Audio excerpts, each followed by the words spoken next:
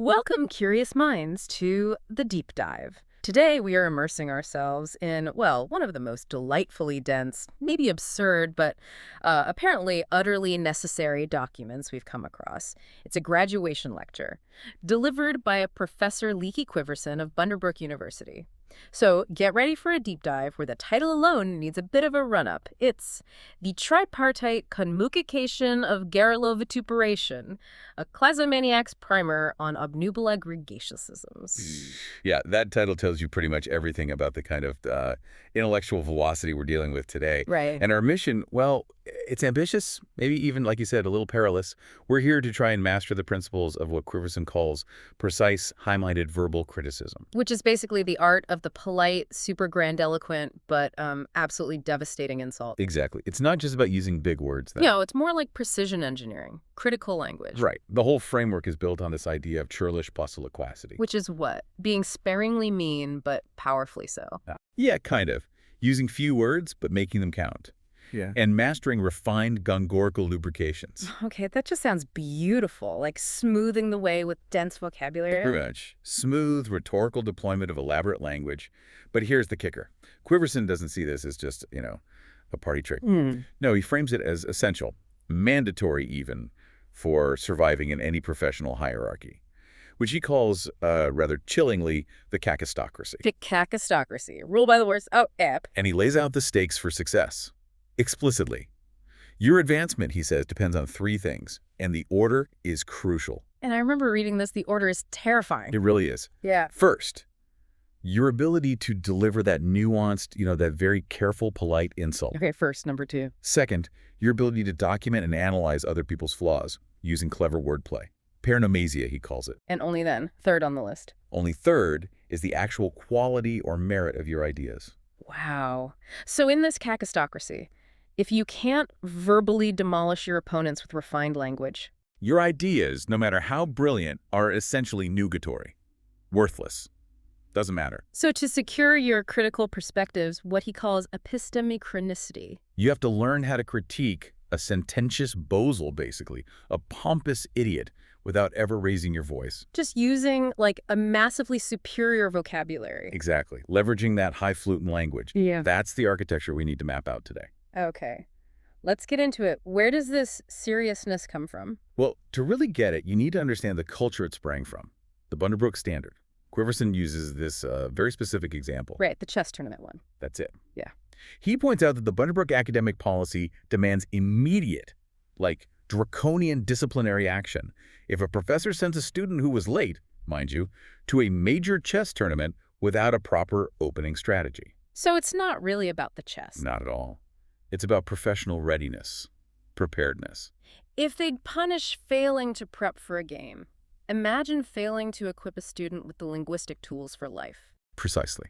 It sets an incredibly high bar. The output has to be rigorous, sharp, and, immediately useful. Which leads to his objective. And it's more than just teaching, isn't it? But much more aggressive. His stated goal is to completely obnubilate the student's former uncritical self. Obnubilate, like cloud it over, erase it. Intellectually erase it, yeah. And replace it with this entirely new set of verbal techniques.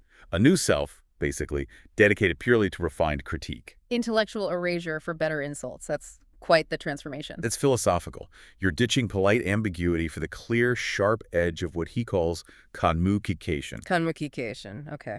And he says this is teachable. Teachable, yes, provided the basic intellectual apparatus is already there in the learner. Right, and he breaks it down. 3 components for the perfect strike. Yes, this tripartite structure. We really need to internalize this. It works regardless of the target's actual, worth or the validity of their point. Okay, component 1. First, you need knowledge of the target's specific fardel. Fardel. That's like their unique burden, their specific flaw or weakness. Exactly. Could be intellectual, moral, could just be terrible taste in ties, whatever their unique vulnerability is. Got it. Second, keen practice in Garrulovituperation. This is the actual delivery. The verbose, high-flown criticism. It needs linguistic stamina, flair. Okay. And Third, an inherent talent, almost genetic, he implies, for sardonic delivery. Sardonic. So delivering it with that perfect, icy satire, like you're just stating scientific fact. You've got it. that blend of satire and utter conviction. And what's really revolutionary, or maybe just shocking, is what he dismisses. Right, the nugatory component. The content that does not matter, the actual truth or falsity of what the target said. Secondary. To what? To the sheer magnificent intellectual force you can bring to bear, which he calls gloriously honorificabilitude in etatibus. Honorificabilitude in etatibus. But what does that actually buy you? If the content doesn't matter, isn't it just empty rhetoric? Like hot air? But Quiverson argues no. That intellectual force, the honorificabilitude in etatibus, it proves you have the mental processing power to deploy such complex language on the fly. So it's proof of conceptual superiority. Basically, yes. Yeah. It's a contest of intellectual muscle. It shows you operate in a higher critical dimension, and therefore your perspective must be right, regardless of the target's, mundane reality. That's a whole philosophy, and it connects to that other figure he mentions, Flibby Lumperfunkel. Oh, yes. Flibby Lumperfunkel. Sounds like he lives under a toadstool, but apparently he had some powerful insights. Ratiocinating from his subconquerist lair. That's the description. Deep pondering from his hidden shell-like cave, and he delivered this definitive ruling on intellectual failure. What was that? Lumperfunkel declared, "The greatest tragedy is not the bozal uttering Akamarakas, So, not the idiot talking rubbish. but the polite genius who fails to deploy the coup de grace of vituperative nuance." Wow. Okay, so the failure isn't the idiot being idiotic. It's the smart person being too nice, too understated. Precisely. If you have genuine insight, and you fail to articulate it with maximum refined and frankly cruel impact, you're the one who's failed. Understatement is dereliction of duty. Intellectual duty, yes. You are ethically obligated in this view to deliver that rhetorical blow with such precision that the doltish hoi polloi you're addressing just have to accept your superior view. Okay, that definitely sets the stage for the next rules. If your mission is that intense, you can't afford any distractions. Absolutely not.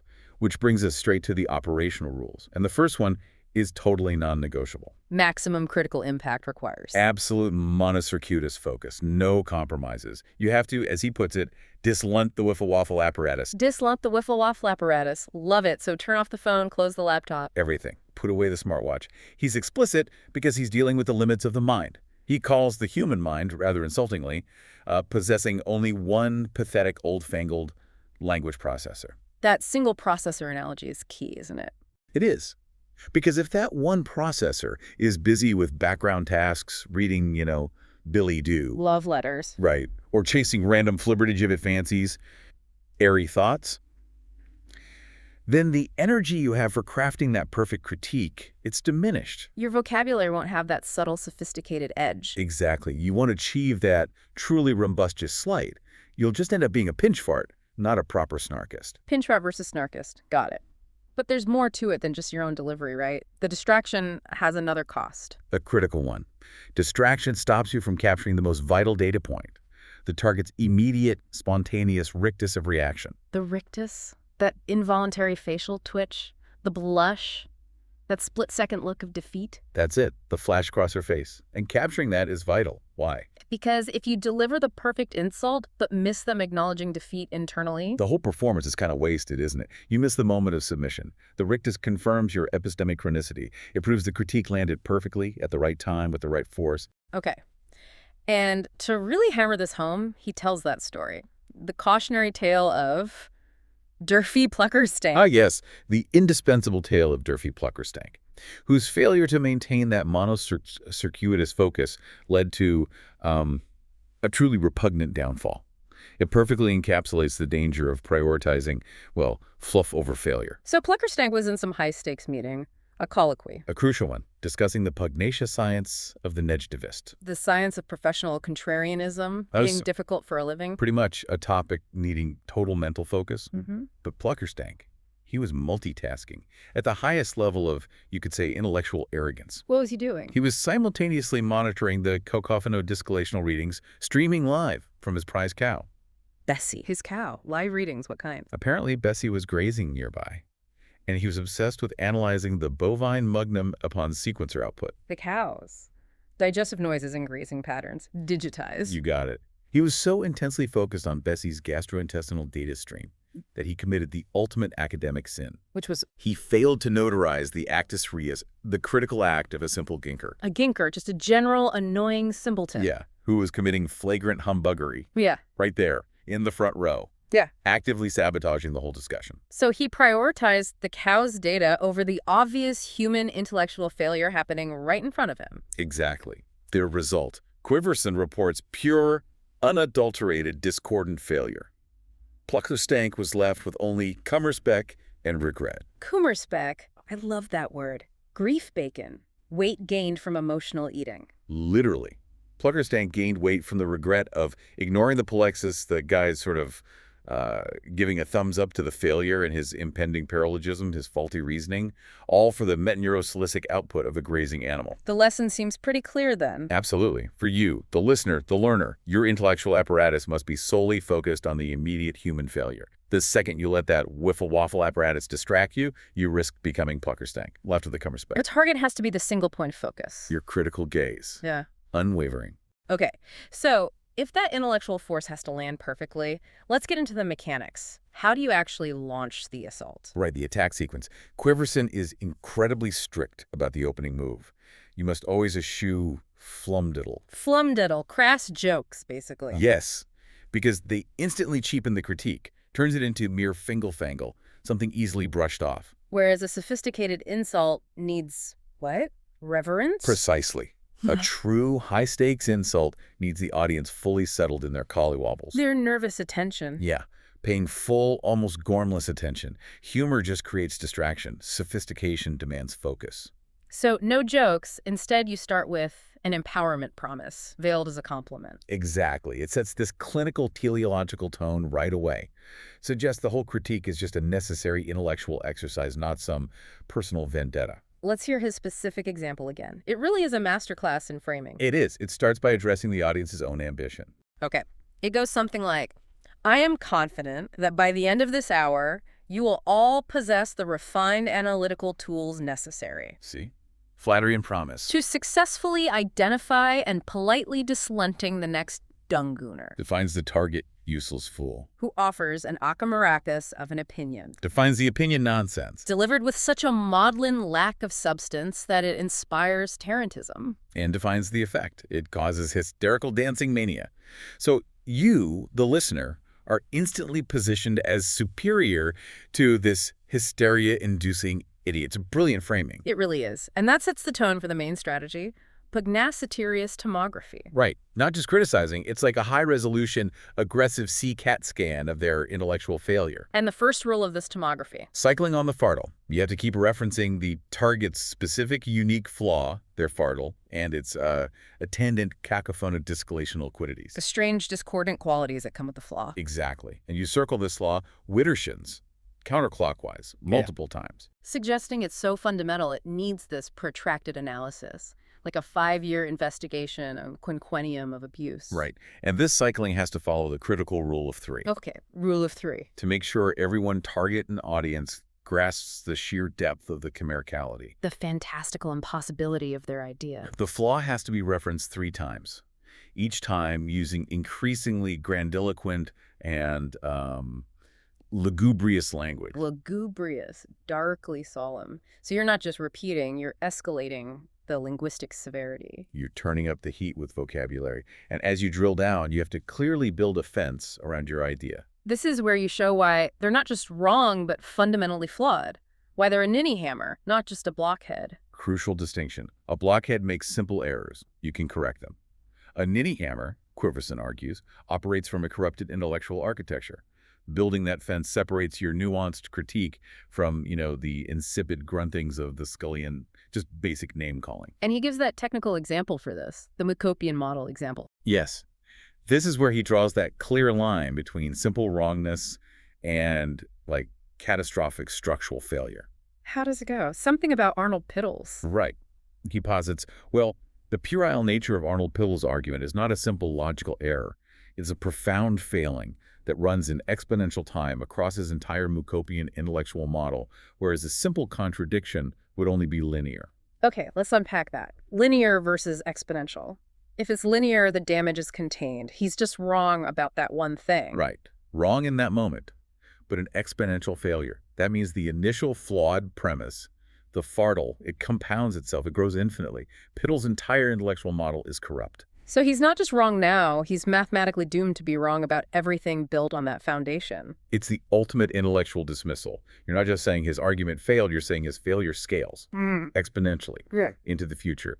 That's why you built the fence, to separate your sound, linear thinking from his exponentially decaying mess. Okay, devastating. So once you've delivered that blow, then what? Then you deploy verbal punctuation, calculated pauses, a dramatic flourish, designed specifically to give the pill garlic. The poor, simple target. A split second to recognize the depth of the injury before you continue the assault. Timing is everything here. And there's that quote from Bartholomew Crumplickle. Ah, yes. Crumplickle observed. The ninnyhammer believes the pause is for thought, but the true snarkist knows the pause is merely the intra-abiotic silence before the thunderbird of truth descends. The silence before annihilation. Okay. And after that pause. The thunderbird descends. Sure. With a rhetorical query, a question not meant to be answered, but designed to assume and solidify the target's failure. What kind of questions? Pointed, jargon-heavy. Right. Like, does this line of thought perhaps betray an ultra-crepidarian tendency? Giving opinions on things you know nothing about. Or deeper xenophobia fardal? A peculiar fear related to their specific flaw. Exactly. You're basically giving the failure two complex names, cementing its reality. And this must be followed by the ultimate weapon, the dreadful, precisely 7-second lugubrious pause. 7 seconds of silence. He calls it the interrobang moment, that mix of shock and doubt, exclamation point and question mark, leading to utter horripilation. Hair standing on end from dread. 7 seconds, just silence, letting the critique sink in. Brutal. Absolutely brutal. Okay, so we have the mechanics. Now, what about optimizing the context? The epistemic chronicity. When and where? Right. Maximum impact requires perfect timing and setting. Quiverson identifies the peak modus vivendi for this verbal gebelestia, collecting your verbal taxes, essentially. Please. Precisely 11 a.m. 11 a.m. Why so specific? Simple psychological warfare.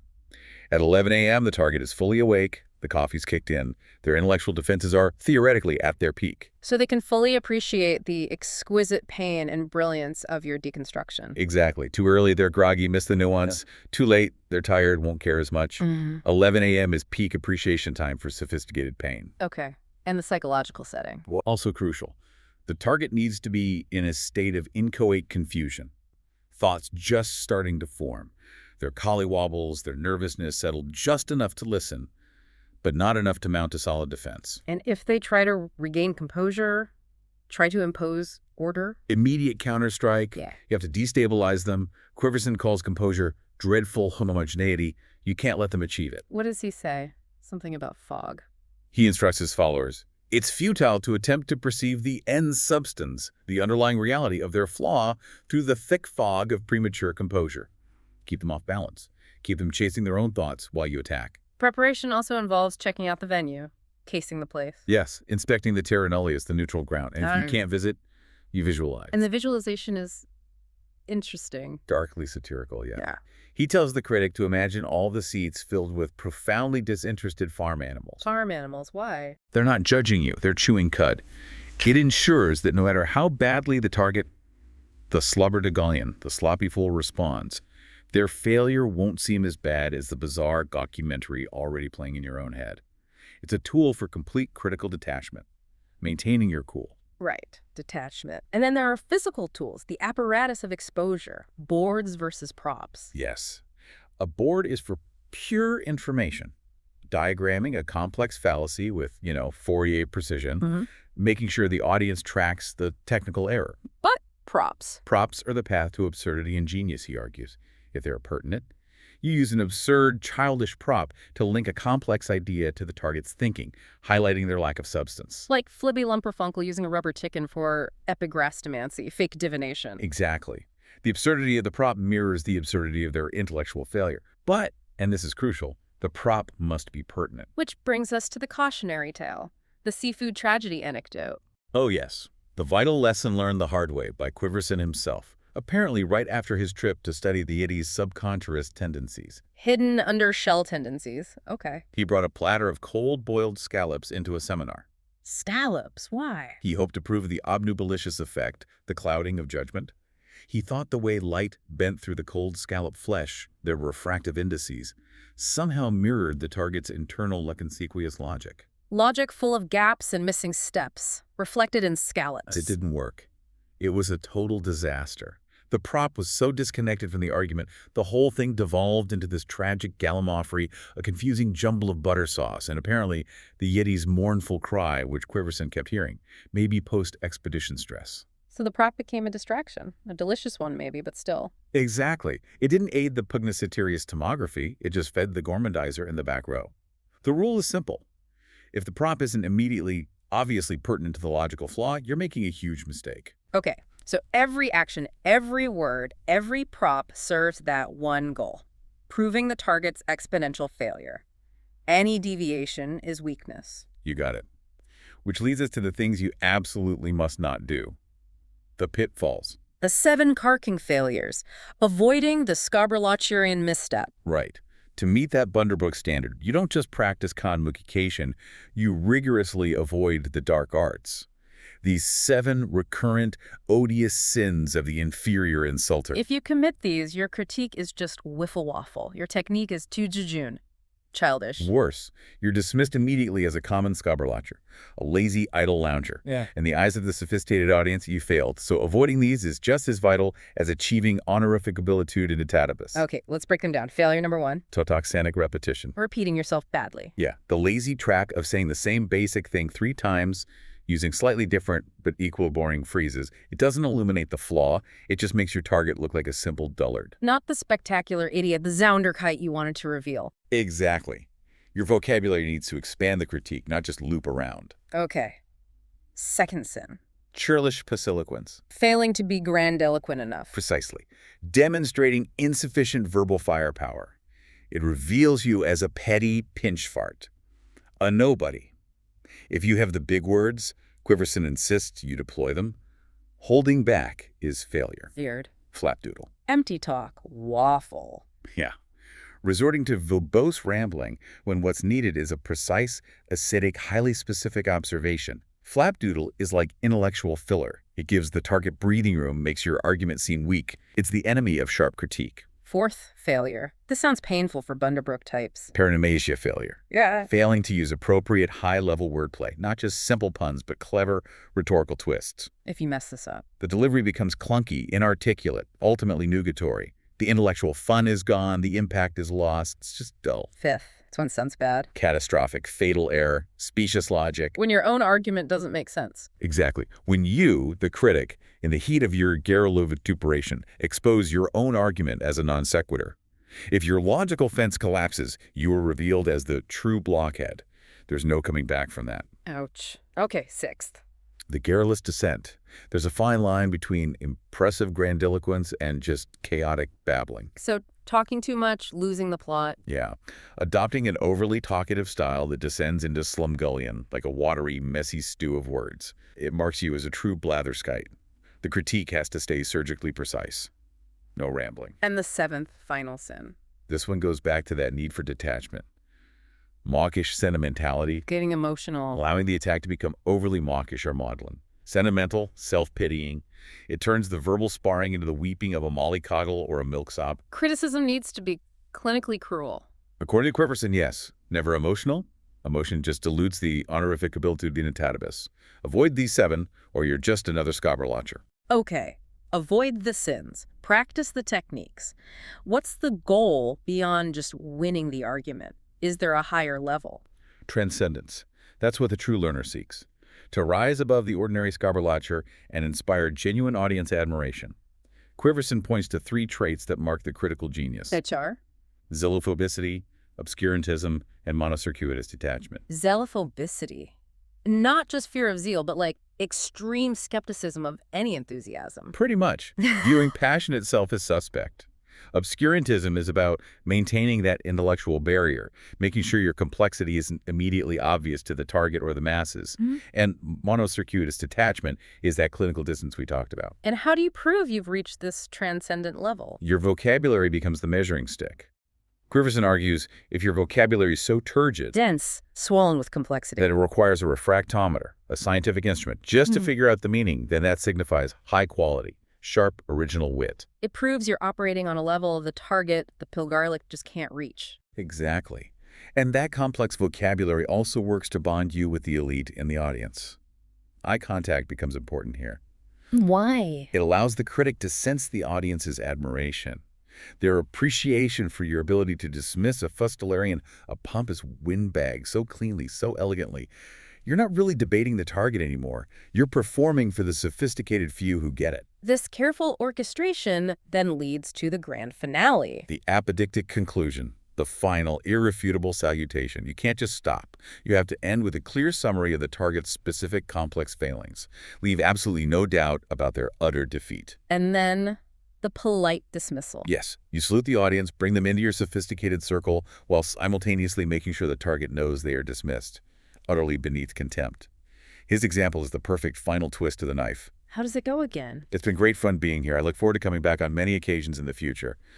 Hopefully, the next presentation will offer less material for the deconstruction of the basic Popinjay Vain, talkative person. and his subsequent mollygrubs. Nulligrugs, a state of depression or bad temper. Exactly. It wraps everything up by implying the target is going to suffer, physically or emotionally, purely as a result of their own intellectual weakness, which you so brilliantly exposed. It's the ultimate mic drop, delivered with a polite academic bow. Wow. Okay. We have definitely completed our essential training in the tripartite conmookication of Garrulovituperation. It feels like we've been through the Bunderbrook ringer. Absolutely. So let's quickly recap the core takeaways from Professor Quiverson's rigorous primer. First, that ironclad need for monocircuitous focus. Turn off the wiffle-waffle apparatus. Capture the rictus. And we've hopefully mastered that tripartite structure of the insult.